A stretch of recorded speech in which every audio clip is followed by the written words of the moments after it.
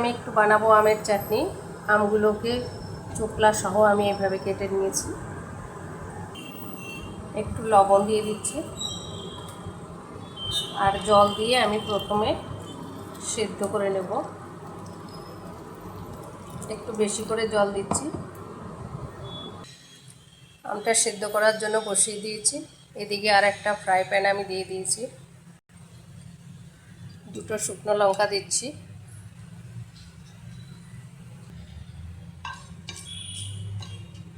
শুকনো লঙ্কাটা পড়তে দেরি হয়, তাই জন্য শুকনো লঙ্কাটা আমি আগে দিয়েছি। এখন আমি দিয়ে দিচ্ছি একটুখানি গোটা ধনে।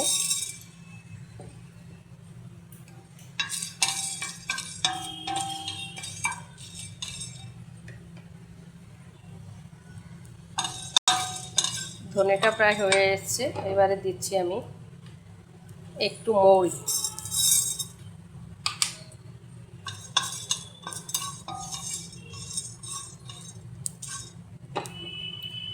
এখন দিচ্ছি আমি অল্প একটু পাঁচফোড়ন, কেন পাঁচফোড়নের মধ্যে মেথি আছে, মেথির গন্ধটা খুবই ভালো লাগে।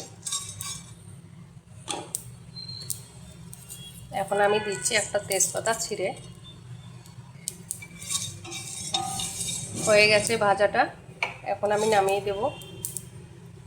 দেখুন কি সুন্দর চটচট করে ফুটছে।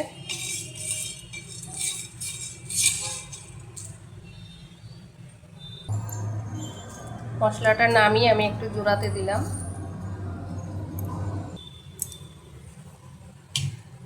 এদিকে আমটা সিদ্ধ হয়ে গেছে। আম সিদ্ধ করায় জলটা আমি ফেলে দেবো, কেন এখন আমের তো সিজন নয়, আনসিজনের আম, আর এই আমটা ভীষণ টক। তো এই জলটা ফেলে দিলে আমটা টকটা একটু কম লাগবে। তেজপাতাটা এভাবে হাত দিয়ে ভেঙে দিচ্ছি, তাহলে গুঁড়ো করতে আরও সহজ হবে। এখন আমি শিলে গুঁড়ো করে নিচ্ছি। কড়াইতে দিয়ে দিচ্ছি একটুখানি তেল। আম অল্প, তো অল্পই তেল দিলাম আমি।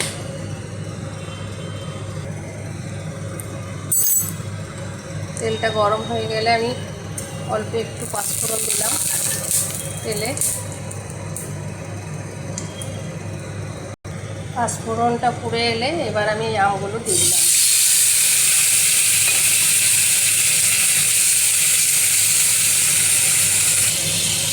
দিলাম একটুখানি হলুদ।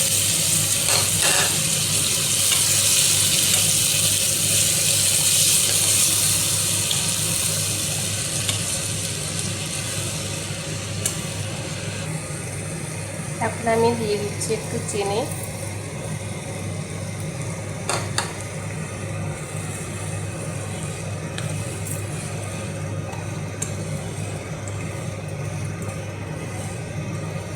আমের রসেই চিনিটা গলে যাবে।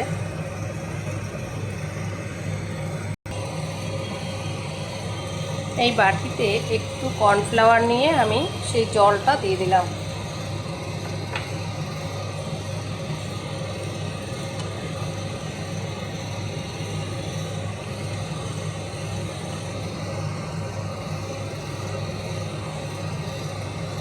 এতে করে গ্রেভিটা একটু ঘন হবে আর দেখতেও খুব সুন্দর হবে, একটু জেলে জেলে ভাব আসবে।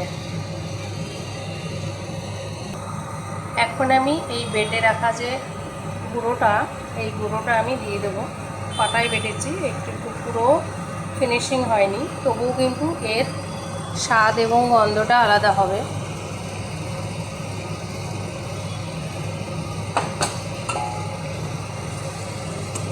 যেহেতু এটা আমি চাটনি মতো বানাবো,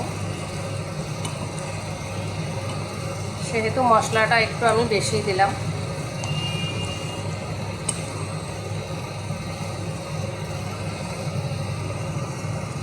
এই চাটনিটায় টক, ঝাল এবং মিষ্টি তিনটেই হবে।